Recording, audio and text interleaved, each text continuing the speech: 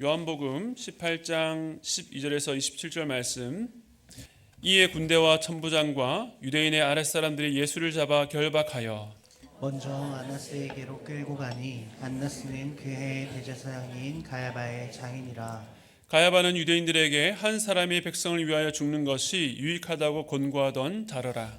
시몬 베드로와 또 다른 제자 한 사람이 예수를 따르니 이 제자는 대제사장과 아는 사람이라. 예수와 함께 대제사장의 집 뜰에 들어가고 베드로는 문 밖에 서 있는지라 대제사장을 아는 그 다른 제자가 나가서 문 지키는 여자에게 말하여 베드로를 데리고 들어오니 문 지키는 여종이 베드로에게 말하되 너도 이 사람의 제자 중 하나가 아니냐 하니 그가 말하되 나는 아니라 하고 그때가 추운 고로 종과 아랫사람들이 불을 피우고 서서 쬐니 베드로도 함께 서서 쬐더라. 대제사장이 예수에게 그의 제자들과 그의 교훈에 대하여 물으니 예수께서 대답하시되 내가 드러내놓고 세상에 말하였노라. 모든 유대인들이 모이는 회당과 성전에서 항상 가르쳤고 은밀하게는 아무것도 말하지 아니하였거늘 어찌하여 내게 묻느냐. 내가 무슨 말을 하였는지 들은 자들에게 물어보라. 그들이 내가 하던 말을 아느니라. 이 말씀을 하심에 곁에 섰던 아랫사람 하나가 손으로 예수를 쳐 이르되 내가 대제사장에게 이같이 대답하느냐 하니 예수께서 대답하시되 내가 말을 잘못하였으면 그 잘못한 것을 증언하라. 바른 말을 하였으면 내가 어찌하여 나를 치느냐 하시더라. 안나스가 예수를 결박한 그대로 대제사장 가야바에게 보내니라. 시몬 베드로가 서서 불을 쬐더니 사람들이 묻되 너도 그 제자 중 하나가 아니냐. 베드로가 부인하여 이르되 나는 아니라 하니 대제사장의 종 하나는 베드로에게 귀를 잘린 사람의 친척이라 이르되 내가 그 사람과 함께 동산에 있는 것을 내가 보지 아니하였느냐. 이에 베드로가 또 부인하니 곧 닭이 울더라. 아멘. 네, 오늘 이 본문으로 베드로가 또 부인하니라는 제목으로 하나님의 말씀을 나누겠습니다. 지난 4월 들어서 요한복음 18장 앞부분을 통해서 예루살렘 성문 밖으로 나가신 예수님께서 동산에서 잡히시는 그 내용들을 살펴보았습니다. 이어진 고난주간에는 예수님 누가복음에 나타난 예수님의 가상 삼원 그 말씀을 통해서 십자가의 의미를 우리가 함께 묵상했습니다. 그리고 지난주 누가복음에 나타난 예수님의 부활 사건을 통해서 부활의 능력을 체험하고 또 경험하고 그 증인으로 살아가는 교회 되기를 함께 은혜를 나누었습니다. 지난 주 중에 누가복음 모두 74번에 걸친 그 긴 묵상도 마무리가 되었습니다. 이렇게 예수님의 생애와 십자가 고난, 부활까지 마무리를 잘 했는데 또 오늘 막상 요한복음으로 돌아와 보니까 예수님의 고난에 대한 말씀을 나누는 것이 처음에는 좀 어색하다라는 느낌이 들었습니다. 그런데 말씀을 준비하면서 이 부활절 이후에 오늘 이 말씀이 우리 모두에게 꼭 필요하다는 생각을 하게 되었습니다. 예수님은 내가 그니라는 말씀만으로 많은 군대를 주저앉게 만드셨지만 그 능력으로 자신을 보호하는 데는 사용하지 않으셨습니다. 베드로가 주님을 지키려고 말고의 귀를 쳤을 때도 주님은 오히려 베드로를 꾸짖으시며 아버지께서 주신 잔을 내가 마시지 않겠느냐라고 말씀하셨습니다. 즉 주님은 스스로 이 십자가 고난의 길을 걸어가신 것입니다. 오늘 본문은 예수님께서 동산에 체포된 이유를 말하고 있는데 다른 날에 비해서 오늘 본문이 조금 깁니다. 그래서 여러분의 이해를 돕기 위해서 이 긴 본문을 우리가 단순하게 좀 정리할 필요가 있는데요. 크게 오늘 본문을 네 부분으로 나눌 수 있겠습니다. 먼저 12절에서 14절까지는 그 첫 부분으로 예수님께서 체포되어서 안나스에게로 잡혀갔다는 내용입니다. 두 번째는 15절에서 18절까지로 베드로가 예수님을 처음으로 부인하는 내용입니다. 그리고 세 번째는 19절에서 24절까지 안나스가 예수님을 신문하는 내용이고 마지막 네 번째 25절에서 27절까지는 베드로가 두 번째와 세 번째로 예수님을 부인하는 내용이 나옵니다. 그러니까 총 네 부분 중에서 1번과 3번은 예수님의 신문과 관련된 장면이고 2번과 4번은 베드로가 예수님을 부인하는 장면이라고 할 수 있겠습니다. 만일 이것을 영화로 찍었다면 카메라는 신문 받으시는 예수님과 또 예수를 부인하는 베드로를 번갈아 가면서 비췄을 것입니다. 그러니까 요한은 어떤 목적을 가지고 두 인물이 처한 두 가지 상황, 두 장면을 서로 교차해서 비춰주고 있습니다. 그렇게 한 의도를 상세하게 설명하지는 않지만 분명 이를 통해서 독자들에게 보여주고 싶었던 것들이 있었습니다. 이런 전체적인 내용과 그 구조를 갖고 오늘 본문 속으로 들어가 보겠습니다. 그런데 오늘 본문 안에는 참으로 말이 안 되는 일들이 계속 이어지는 것을 보게 됩니다. 먼저 18장 12절과 13절을 보면요, 제가 읽겠습니다. 이에 군대와 천부장과 유대인의 아랫사람들이 예수를 잡아 결박하여 먼저 안나스에게로 끌고 가니 안나스는 그 해의 대제사장인 가야바의 장인이라. 먼저 로마와 관련된 군대와 천부장, 그리고 성전의 제사장과 관련된 유대인의 아랫사람들. 지난번 설교 때도 말씀드렸던 것처럼 이들은 이방인과 유대인, 지배국가와 식민지, 정치 세력과 종교 세력, 절대 함께할 수 없는 두 세력의 이상한 결합이었습니다. 그것도 늦은 밤 예루살렘 성내가 아닌 외곽에서 체포했다는 것은 무엇을 의미합니까? 이들은 얼마 전 예수님께서 베다니에서 죽은 나사로를 살리신 일과 그로 인해서 유대인들이 베다니까지 가서 예수를 보러 갔던 것을 압니다. 또한 예수님께서 나귀 새끼를 타시고 예루살렘에 입성하실 때에 많은 무리들이 호산나 다윗의 자손이여라고 외치며 환호했던 것도 잘 알고 있었습니다. 더군다나 지금은 6월절로 세계 각지에서 많은 유대인들이 예루살렘으로 모여들었습니다. 혹시라도 예수님을 공개적인 장소에서 체포했다가 무리들이 반발할 것이 두려웠을 것입니다. 그래서 그들은 때와 장소를 살폈습니다. 때마침 가룟 유다를 통해서 예수를 비밀리에 체포할 수 있는 때와 장소를 알아내고 움직입니다. 도둑이 대낮이 아니라 밤에 몰래 집을 터는 것처럼 이들은 캄캄한 밤에 예수를 결박하여 예루살렘으로 끌고 왔습니다. 그런데 그렇게 끌고 간 곳이 어디입니까? 오늘 본문은 안나스라고 말하고 있습니다. 먼저 로마 군대가 대거 투입되었는데 안나스에게로 끌고 갔다는 것은 로마 군대를 관할하던 이 빌라도 총독이 당시 유대의 종교 지도자들의 악한 계획에 동조했다는 것을 의미합니다. 거기다가 안나스는 당시 정식 대제사장도 아니었습니다. 그는 그 해의 대제사장이었던 가야바의 장인이라고 소개하고 있습니다. 하나님의 율법이 규정하는 대제사장직은 레위 지파 아론의 후손이어야 했습니다. 그것도 종신직입니다. 대제사장이 죽어야 다음 대제사장이 세워집니다. 그런데 이스라엘이 분열되었다가 차례대로 망하고 포로로 다 잡혀갑니다. 70년이 지나서 바벨론 땅에서 돌아왔을 때만 해도 총독 스룹바벨과 당시 대제사장이었던 여호수아가 성전을 재건하고 이스라엘을 회복하는 데 함께 사역했습니다. 그러나 그 이후에도 이 팔레스타인 땅은 계속 그리스와 로마의 여러 강대국의 지배를 이어받았습니다.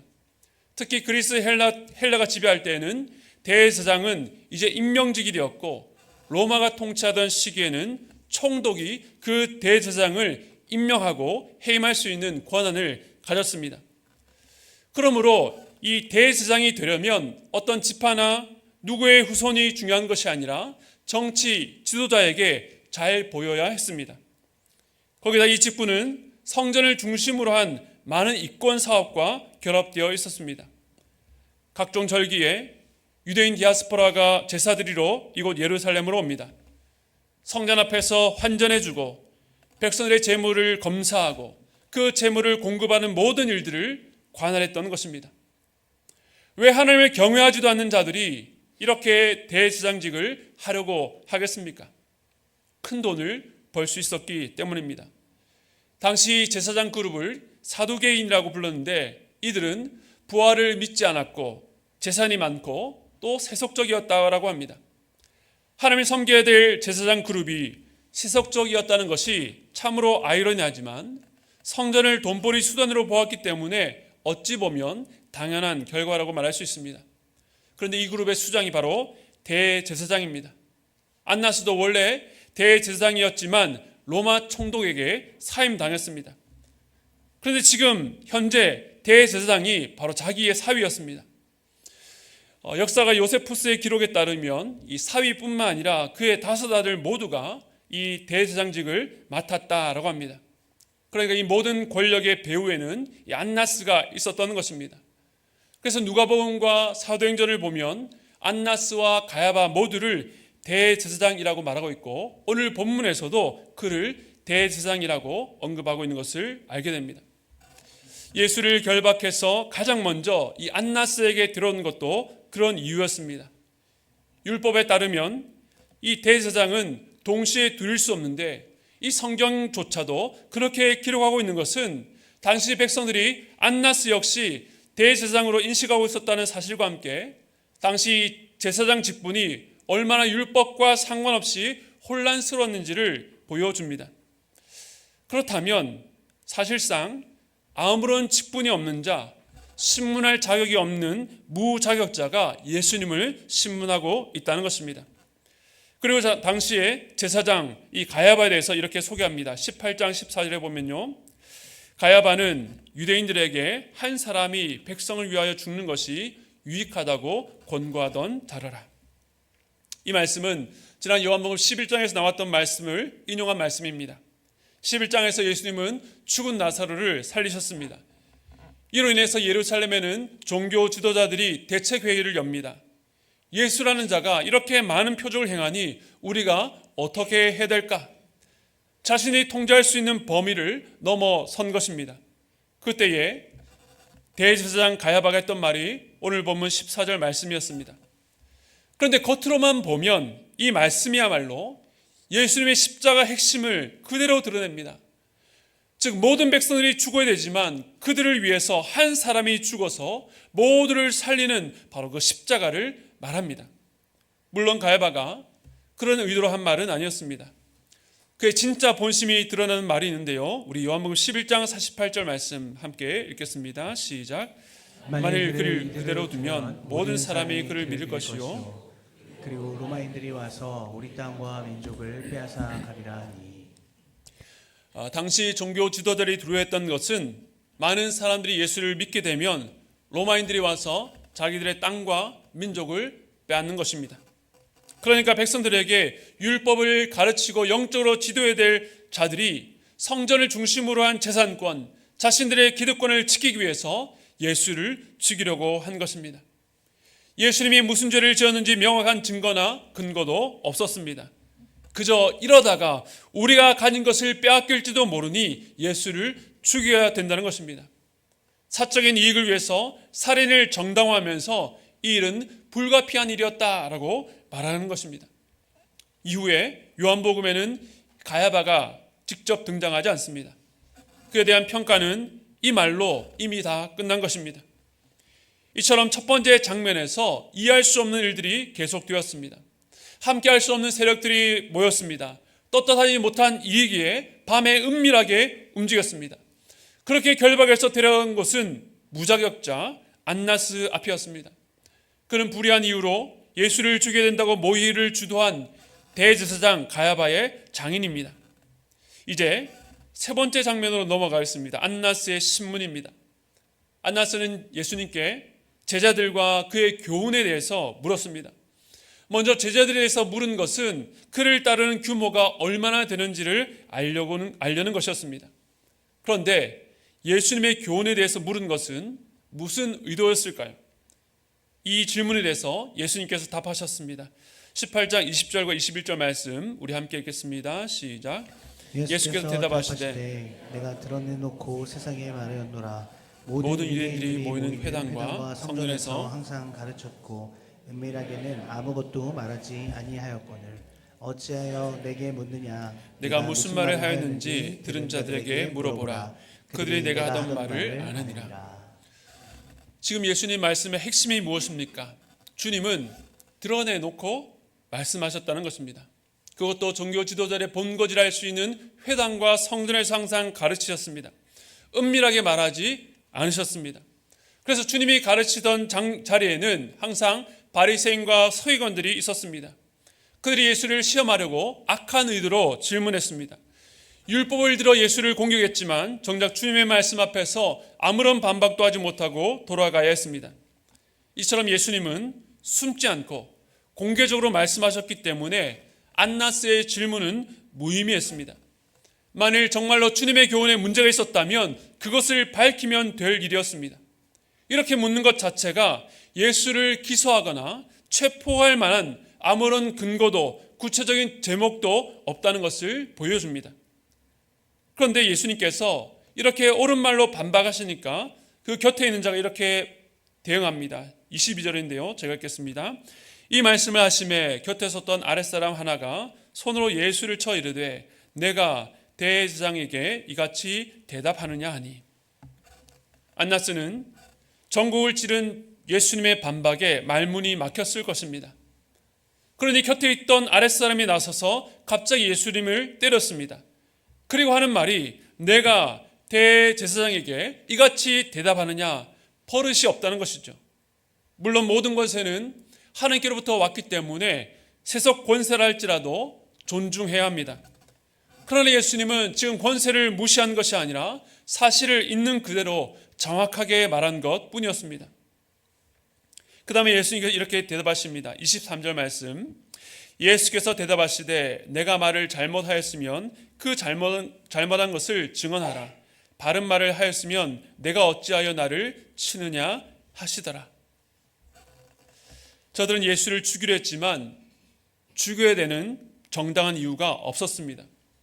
주님께 죄가 없었기 때문에 신문할 마땅한 내용도 없었습니다. 거기다가 지금 신문하고 있는 사람은 실제 대제사장도 아니었습니다. 아랫사람이 내가 대제사장에게 이같이 대답하느냐라고 때렸지만 오히려 예수님은 지극히 높으신 하나님의 아들이시요 하나님께서 보내신 자입니다. 안나스에게 한 태도를 지적하며 때렸다면 하나님의 아들에게 이렇게 할 수는 없는 법입니다. 가장 권위 있는 분에게 무례히 행하면서 불법적인 권위 앞에 예의를 갖추라는 것입니다. 그러나 주님은 동산에서 잡혀오셨던 것처럼 여기서도 다른 저항을 하지 않으셨습니다. 이후에 안나스는 예수를 결박한 그대로 가야바에게 보냈습니다. 그런데 이 두 번째 장면에서도 이해할 수 없는 일들이 계속 이어졌습니다. 예수님을 결박하고 죽여야 될 구체적인 제목이 없었습니다. 정당한 절차 없는 이 폭력이 자행되었습니다. 그들은 권위를 존중하려 했지만 가장 높은 권위가 철저하게 무시당했습니다. 이 두 장면은 예수를 체포한 세력이 공정하지 않고 부당하고 은밀하고 폭력적이었다는 것을 보여줍니다. 이렇게 불법 위에 불법이 쌓이는 이유는 예수님께 죄가 없었기 때문입니다. 만일 예수님께 죄가 있었다면 이럴 이유가 없는 것이죠. 밤이 아니어도 많은 군대를 동원하지 않아도 됩니다. 죄를 지은 증거를 제시하면 될 일이었습니다. 그래서 이 장면에서 힘을 가진 다수가 오히려 불안을 드러내고 결박당하신 주님이 당당한 아이러니한 그 상황이 드러납니다. 그런데 오늘 본문에서 더욱 이해할 수 없는 일은 두 번째와 네 번째 장면에서 일어납니다. 우리 함께 보겠습니다. 요한복음 18장 15절 말씀 함께 읽겠습니다. 시작.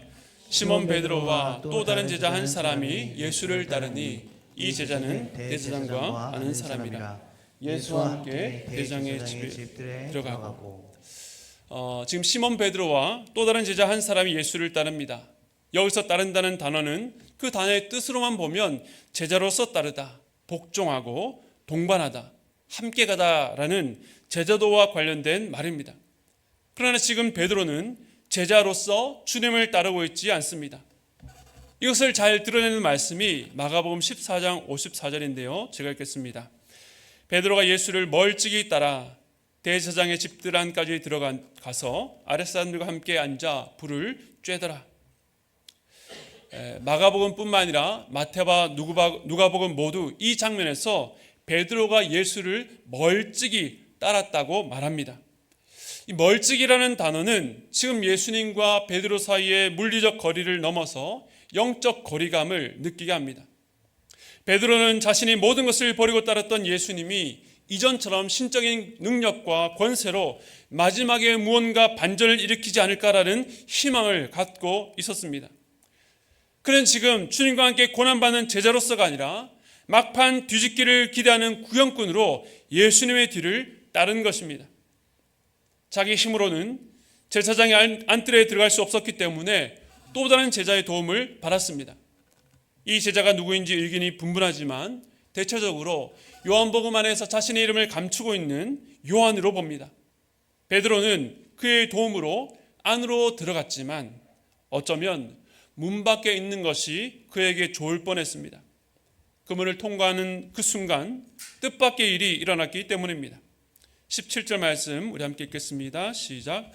문 지키는 여종이 베드로에게 말하되 너도 이 사람의 제자 중 하나가 아니냐 하니 그가 말하되 나는 아니라. 문을 지키던 여종이 베드로에게 너도 이 사람의 제자 중 하나가 아니냐라고 물었을 때에 베드로는 나는 아니라고 대답했습니다. 다른 복음서를 보면 베드로가 예수님을 부인할 때에 나는 그를 알지 못한다. 당신들이 무슨 말을 하는지 나는 모르겠다라고 했는데 요한복음에서는 나는 아니라라고 부정했습니다. 이 말을 헬라어로 하면 우크 에이미인데 이 우크가 이 부정의 뜻입니다. 그런데 주님께서 자기를 잡으러 온 자들에게 내가 그니라라고 하셨을 때 원어로 보면 에고 에이미인데 그 반대말이 지금 베드로가 말했던 우크 에이미입니다.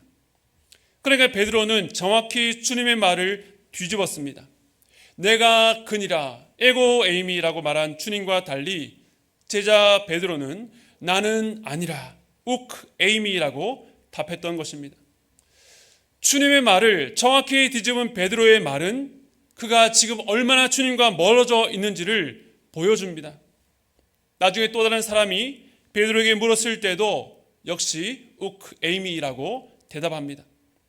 이 말은 단지 예수를 모른다는 정도가 아니라 지금까지 예수님을 믿고 따라왔던 자신의 존재와 선택과 삶을 뒤집는 말이요.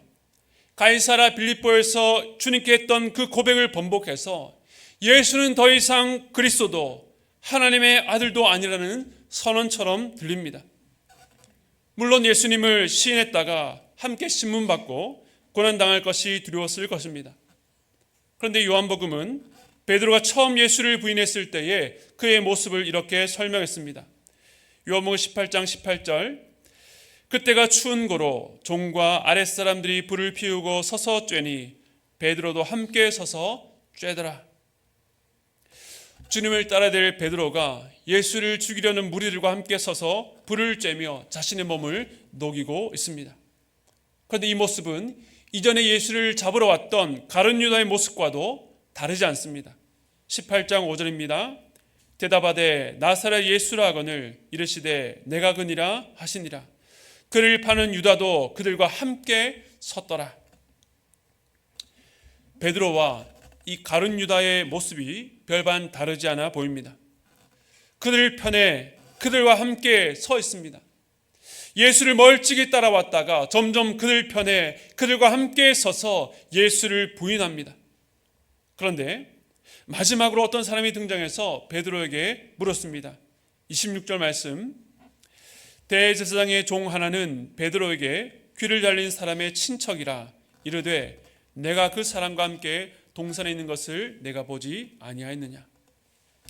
얼마 전 베드로가 칼을 빼서 말고의 귀를 잘랐을 때에 마침 그곳에 그의 친척도 함께 있었습니다. 자기 친척이 당한 일을 보고 누가 칼을 휘둘렀는지 주목했을 것입니다. 그런데 불을 쬐던 무리 가운데 베드로를 발견하고는 당신이 그 동산에서 예수와 함께 있었다라고 보았다고 증언한 것입니다. 베드로가 피할 수 없는 코너에 몰렸습니다. 그런데 베드로가 어떻게 반응했습니까? 27절 말씀 우리 함께 읽겠습니다. 시작. 이에 베드로가 또 부인하니 곧 닭이 울더라. 베드로는 마지막까지 또 부인합니다. 처음에는 실수로 너무 당황해서 엉겁결에 부인했다 할지라도 두 번, 세 번 의도적으로 끝까지 부인하는 것입니다. 그런데 때마침 그때에 닭이 울었습니다. 다른 복음서를 보면 예수님께서 돌이켜 베드로를 보셨다든지 베드로가 밖으로 나가서 통곡했다든지 베드로가 얼마나 예수를 저주하면서 부인했는지를 설명하는데 요한복음에는 다른 모든 설명을 빼고 그냥 부인했다는 사실만 전달하고 있습니다. 요한은 간결하게 베드로가 세 번째 예수님을 부인했다는 그 단순하고 확실한 사실만을 강조하려 한 것 같습니다. 닭 울음소리는 유월절 만찬 자리에서 주님의 말씀을 떠올리게 합니다. 예수님께서 베드로에게 지금은 아니지만 나중에는 나를 따라오리라 하셨을 때에 베드로는 억울한 듯 자신만만하게 내가 지금 어찌 따라갈 수 없냐고 나는 주를 위해서 목숨까지 버리겠다라고 했습니다. 그때 주님께서 이렇게 답하셨습니다. 13장 38절 말씀 우리 함께 읽겠습니다. 시작. 예수께서 대답하시되 내가 나를 위하여 내 목숨을 버리겠느냐 내가 진실로 진실로 내게 이르노니 닭 울기 전에 내가 3번 나를 부인하리라. 이 말씀대로 베드로가 예수님을 세 번째 부인했을 때에 닭이 울었습니다. 지금까지 예수님을 계속 부인하면서도 아무렇지 않은 듯 양심에 아무런 동요가 없는 사람처럼 그 자리를 떠나지 않고 그 자리에 있었는데 닭 울음소리에 베드로의 모든 것들이 무너지고 말았을 것입니다. 자신이 예수님을 부인할 것이라는 말씀을 처음 들었을 때만 해도 황당하고 어렵겠지만 정말로 그 말씀대로였습니다. 앞서 첫 번째와 또 세 번째 파트에서 본 것처럼 종교 지도자들과 그 수많은 사람들이 예수를 불법적으로 체포하고 죄가 없음에도 불구하고 부당하게 죄인 취급하고 신문하는 것도 이해하기 힘들었지만 이처럼 두 번째와 네 번째 장면에서 자신의 모든 것을 버려두고 3년간 주님을 따랐던 제자, 12제자 중에서도 특별히 주님과 가까웠던 베드로가 이렇게 주님을 부인했다는 것은 더욱더 이해하기 힘듭니다. 그가 차라리 여기 오지 않았더라면 이런 비참한 현실을 겪지 않았을 텐데 어쩌자고 여기까지 와서 자기의 그 밑바닥을 다 드러냈는지. 불의한 자들이야 원래 주님을 몰랐으니 그렇게 악을 행할 수 있다 할지라도 베드로는 주님의 지극한 사랑과 놀라운 가르침을 바른 자로서 어떻게 이렇게 주님을 부인할 수 있는지 이해되지 않습니다. 이처럼 교차되는 두 장면 속에서 예수님을 부인하는 불의한 자들과 멀찍이 주님을 따라와 불의 속으로 들어가는 그 베드로가 나옵니다. 두 대상은 전혀 다른 위치에 있다라고 생각되었지만 원래부터 불의한 자들과 은혜를 아는 자들의 결말이 다르지 않고 비슷해 보이는 것입니다. 앞서 오늘 설교를 시작하면서 부활절까지 완결하고 다시 예수님의 고난으로 돌아온 것이 좀 어색하다고 말씀을 드렸습니다. 지난 주일날 우리는 감격적인 부활절 예배를 통해 하나님께서 주시는 은혜를 누렸습니다. 그런데 그 예배를 마치고 난 이후에 여러분의 모습은 어땠습니까? 여러분의 삶 속의 부활의 증거를 발견하셨습니까? 마음의 분노가 일어나고 억울하고 불안하고 한해 없는 상황을 만날 때에 그 요동치는 마음의 파도를 잠재우시는 주님의 말씀이 기억나셨습니까? 자신이 지금 어디에 있는지, 지금 주님 향해서 어떤 말을 하고 있는지 전혀 인지하지 못하다가 닭 울음소리를 듣고 나서야 자신의 몰락을 깨닫게 된 베드로처럼 오늘 이 예배 자리에 오기까지 지난 한 주 얼마나 주님과 멀어져 살았는지, 어떻게 살았는지조차 까맣게 잊은 채 부활의 능력과는 전혀 상관없이 살아오지는 않으셨습니까? 그런 우리에게 주님이 오늘 이 말씀을 주셨습니다. 우리는 가장 가까이서 은혜를 누리고도 주님을 여러 번 부인했던 베드로처럼 그 크신 사랑과 은혜를 경험하고도 마음의 분노와 정욕을 다스리지 못하는 죄인입니다. 내가 경험한 은혜가 내 삶 속에 힘을 쓰지 못하고 나도 불의한 자들과 별반 다르지 않고 똑같아 보입니다. 그래서 더 좌절스럽고 자책하게 됩니다. 혹시 지난 한 주가 여러분에게 그러한 추락을 경험하게 된 한 주였습니까? 그러한 우리들에게 주시는 주님의 위로가 무엇입니까? 요한복음 18장 8절과 9절입니다. 우리 함께 읽겠습니다. 시작. 예수께서 대답하시되 너에게 내가 그니라였으니 나를 찾거든 이 사람들이 가는 것은 용납하라 하시니 이는 아버지께서 내게 주신 자 중에서 하나도 잃지 아니하였사옵나이다 하신 말씀을 응하게 하려 함이로라. 아멘. 이 불의하고 부당한 가운데서도 그 모든 고난과 끝까지 십자가 고난을 견디시는 것은 바로 우리를 위한 주님의 십자가였기 때문에 그렇습니다. 아버지께서 내게 주신 자 중에서 하나도 잃지 않으시는 예수님, 그 크신 사랑과 은혜를 경험한 베드로조차 오늘 예수를 신문하고 있는 불의한 자들의 모습과 다르지 않아 보였습니다. 정도야 어찌되었든 그들은 결국 예수를 죽이려는 불의한 일에 뜻을 함께한 것입니다. 나는 주님의 죽음에 책임이 없다라고 말할 수가 없습니다. 그러나 이 둘 사이에는 근본적인 차이가 있습니다. 예수를 죽이려는 무리들과 베드로, 예수를 배반한 가룟 유다와 예수님을 부인한 베드로 사이에 그 차이는 겉으로 드러난 사람에게서 발견되는 것이 아니라 자신에게 맡겨진 자들을 하나도 잃지 않고 끝까지 사랑하시는 주님의 변함없으신 사랑이 그에게 있는가 그렇지 않은가에 달려 있는 것입니다. 베드로는 안타깝게도 이렇게 주님을 배신하고 부정했지만 그 베드로를 향한 주님의 사랑은 여전히 변함이 없습니다. 여전히 주님의 신실한 사랑이 그를 지키고 붙들고 있기 때문입니다. 베드로는 주님을 부인하고 그 손을 놓아버렸지만 주님은 베드로의 영혼을 여전히 붙들고 계셨습니다. 내가 너를 결코 잃지 않으리라. 나는 결코 너를 잃을 수 없다. 그렇기 때문에 주님은 베드로가 부인할 것을 미리 알려주셨습니다. 우리는 모두 하나님의 뜻대로 사는 것 같다가도 넘어지고 흔들리기도 하지만 택하신 자를 끝까지 지키시는 하나님의 사랑 안에 있습니다. 오늘 본문에서 주님은 세상이 그 악한 대로 온갖 불의를 꾸미고 거짓을 행하는 그 한가운데 계셨습니다. 그 세상의 엄청난 풍파 속에 베드로조차 넘어졌지만 우리 주님은 결코 흔들림이 없으셨습니다.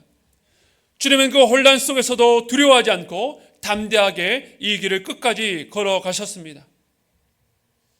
그래서 주님은 베드로가 가장 자신 있게 주님을 따를 때에도 그의 최악의 순간을 이미 알고 계셨고 그리고 회복까지도 말씀하셨습니다. 누가복음 22장 32절 말씀 우리 함께 읽겠습니다. 시작. 그러나 내가 너를 위하여 내 믿음이 떨어지지 않기를 기도하였으니 너는 돌이킨 후에 내 형제를 굳게 하라. 아멘. 너는 나를 버리고 도망가겠으나 너는 끝내 돌이킬 것이다. 그리고 내가 내게 주는 사명을 행하라고 말씀하셨습니다. 사랑하는 성도 여러분, 고난주간과 부활절은 1년에 한 번만 오는 절기가 아닙니다. 우리는 날마다 삶 속에서 주님의 십자가를 묵상하며 부활의 능력을 경험해야 합니다. 우리의 넘어짐 속에서도 일으키시는 주님, 그것이 부활의 약속입니다. 너는 넘어져도 여전히 내 안에 있다. 이것이 부활의 약속입니다. 그러므로 넘어져도 다시 일어나 우리의 모든 죄를 용서하신 그 십자가를 바라보십시오. 그리고 그 십자가 위에서 나의 정욕과 옛자가 이미 죽었다고 선포하시기 바랍니다. 그리고 우리 주님과 함께 살아나 그 부활하신 주님의 생명으로 일어나 그 힘과 능력을 의지하며 살아가는 여러분 되시기를 바랍니다. 우리 매주 예배가 그 부활의 기쁨과 소망을 회복하는 자리가 되기를 바랍니다.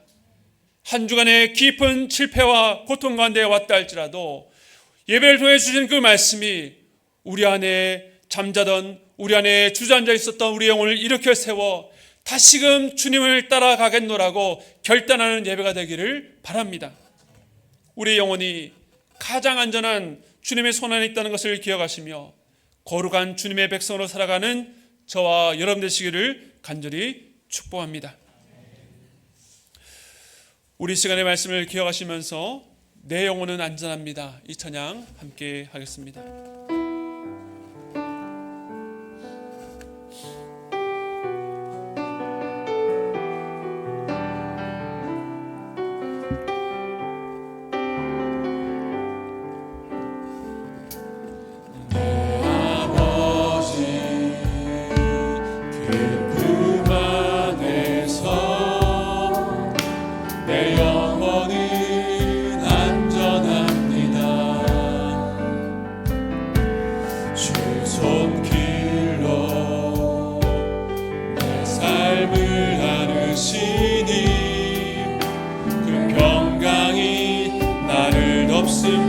처음부터 다시 한 번 더 고백했습니다. 내 아버지, 내 아버지, 그 품 안에서 내 영혼은 안전합니다. 주 손길로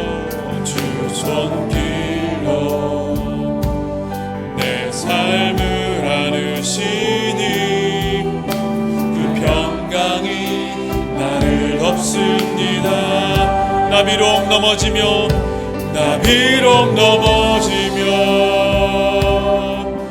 흔들리지만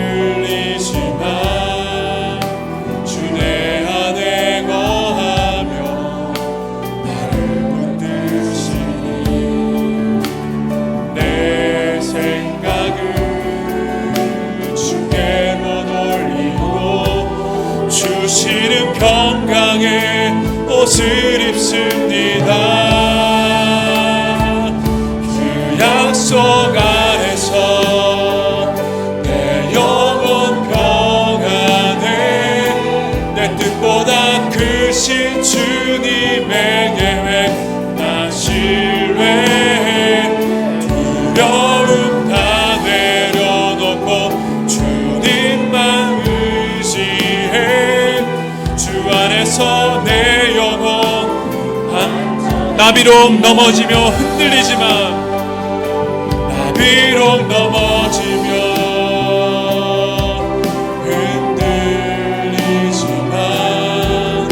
주 내 안에 거하며 나를 붙드시니 내 생각을 주께로 돌리고 주시는 평강의 옷을 입습니다. 주 약속 안에서 내 영혼 평안해. 내 뜻보다 크신 주님의 계획 나 신뢰해. 두려움 다 내려놓고 주님만 의지해. 주 안에서 내 영혼 주 약속 안에서 내 영혼 평안해. 내 뜻보다 크신 주님의 계획 나 신뢰해. 두려움 다 내려놓고 주님만 의지해. 주 안에서 내 영혼 안전합니다.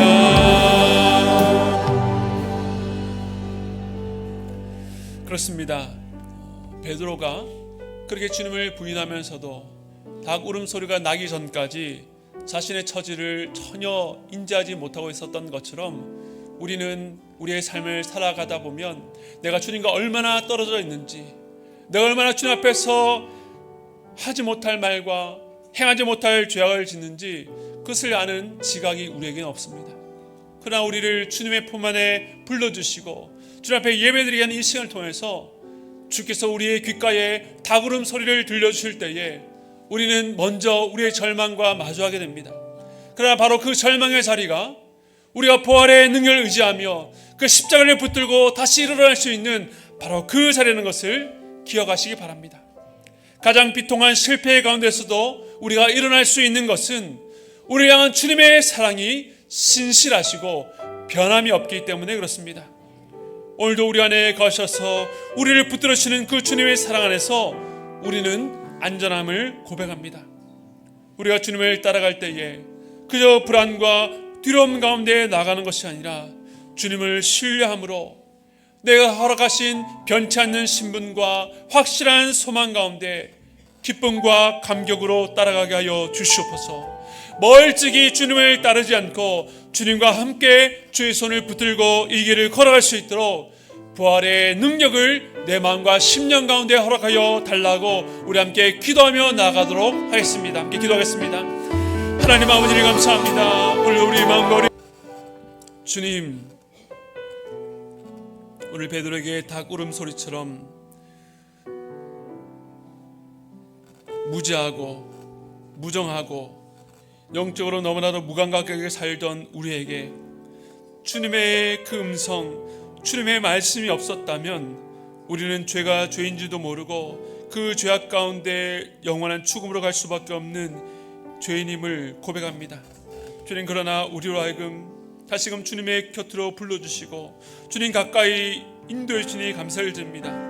우리의 겉모습을 보면 이 땅의 불의한 자들과 거짓을 행하는 자들과 별반 다를 것 없지만, 그러나 이 연약하고 이 더럽고 추악한 죄인임에도 불구하고 우리를 결코 놓지 아니하시는, 우리를 결코 잃지 아니하시는 그 주님의 손 안에 있음을 고백하오니, 주님이여 그 안에서 우리의 영혼이 안전함을 누리게 하시고 그 안에서 우리의 자녀된, 하나님의 자녀된 그 신분으로 살아갈 수 있는 부활의 능력과 산 소망을 우리 마음 가운데 허락해 주시기를 간절히 소원합니다.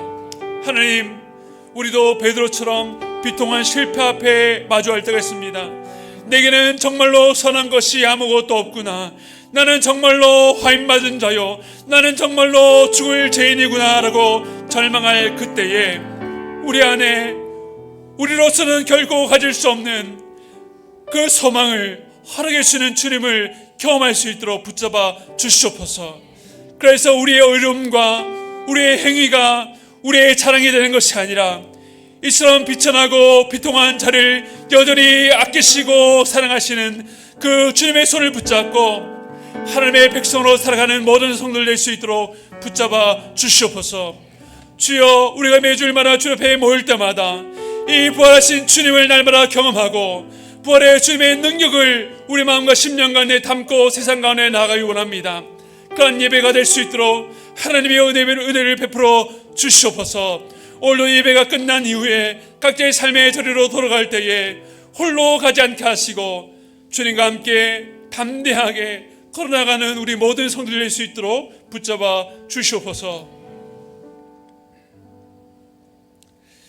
지금은 우리 주 예수 그리스도의 한량없는 은혜와 하나님 아버지의 무한하신 사랑하심과 성령님의 감동 감화 교통하심의 역사가 참으로 부족하고 주님을 가까이 할 수 없는 죄인이오나 오늘도 주께서 변치 아니하시는 사랑과 그 신실함으로 우리를 붙드시는 줄 알고 다시금 일어나 그 십자가를 붙들고 주님을 따르겠다고 다짐하고 결단하는 모든 성도들의 머리 위에 지금부터 영원토록 함께 있기를 축원드리옵나이다. 아멘.